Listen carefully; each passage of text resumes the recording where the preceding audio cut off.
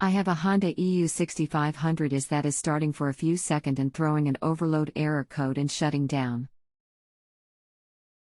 I replaced the throttle control motors, but the problem still persists. Throttle plate is working freely. It also periodically throws the oil alert light and fails running.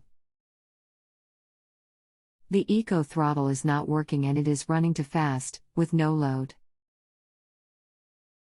Hello, my name is. I'm going to assist you with this. What is the serial number of the genset? When it trips the overload light, is there anything plugged into it?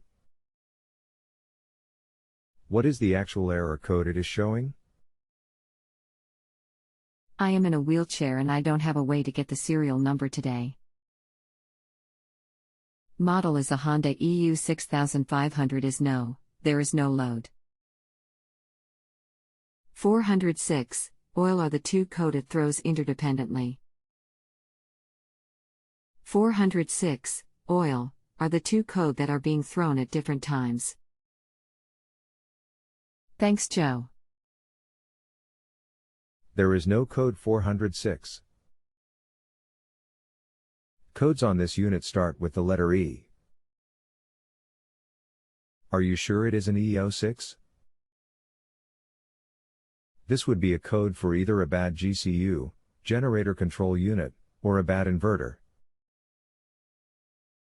I will double check it. I know it ended in 06 and I thought it has to be the GCU too.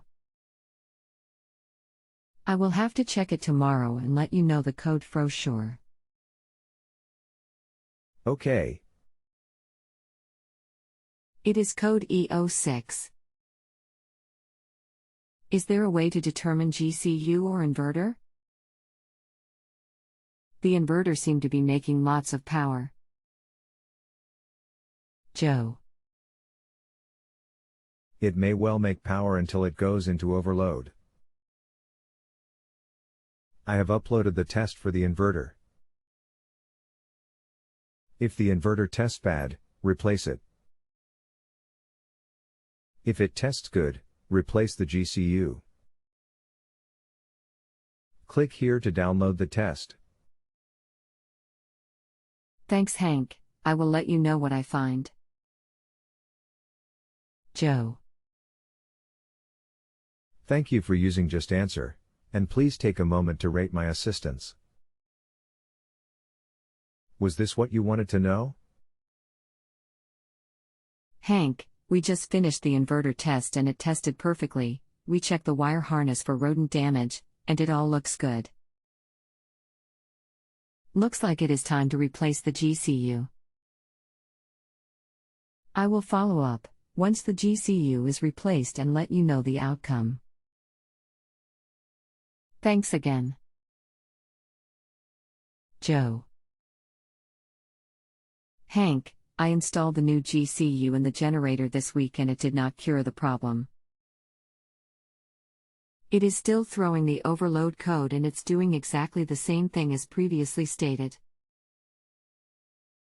We tested the inverter as you suggested and it checked out perfectly, and now we replaced the main generator control unit and now we're at a loss and I have a very disappointed customer. Please respond ASAP. Joe. Directly from the service manual for code E06, GCU internal failure or inverter unit internal failure. There is no direct test for the GCU. If the inverter tests good, then replace the GCU.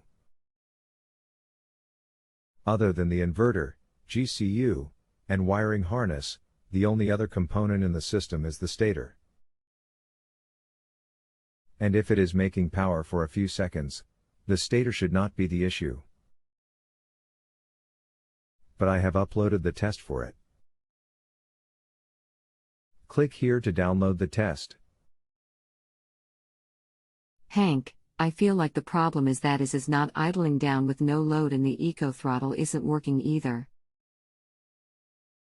I think it is over revving causing it to overload and shut down. Joe.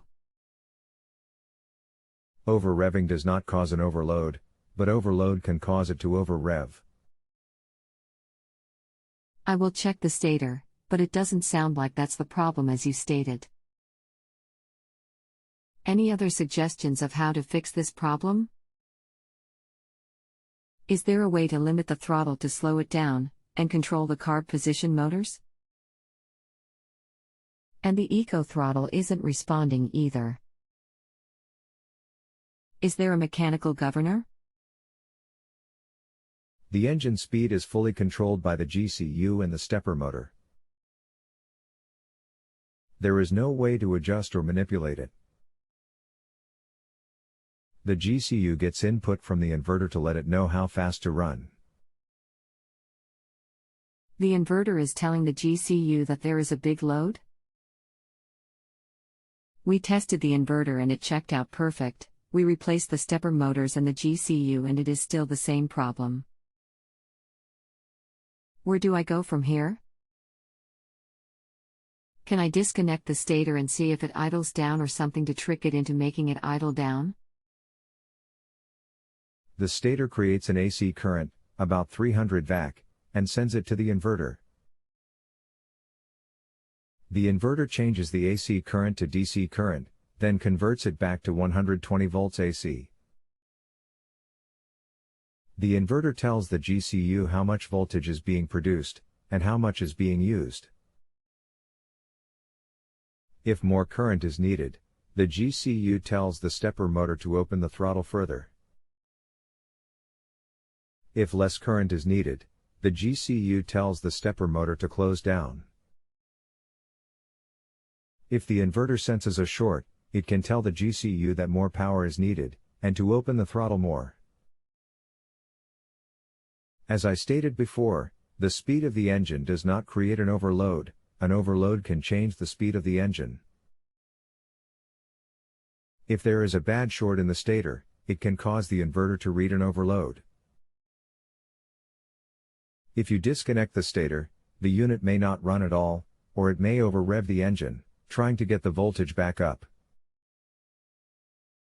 I understand how an inverter works.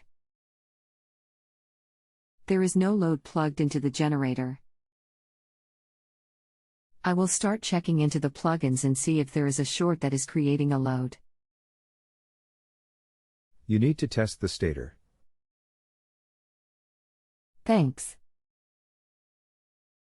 Okay. Hank, can you please send me the armature test?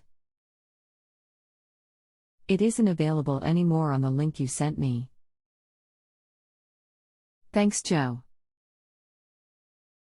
Whoops, I meant the stator test, please. Help, please. Click here. Thanks, update you what we find. I was reading online others have had this same problem. Okay.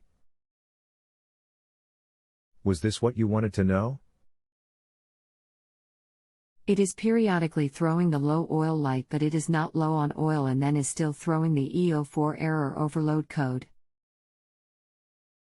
The stator is out of specs also, may have found the problem there as well, need to solve the low oil light to continue. Any suggestions? The oil level switch is a simple float switch, it is either open or closed.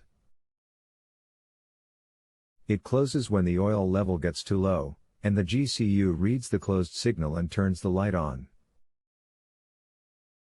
The only things that will turn the light on are if the oil level is low, the switch is bad, the wire from the switch is grounding out somewhere, or if the GCU is bad.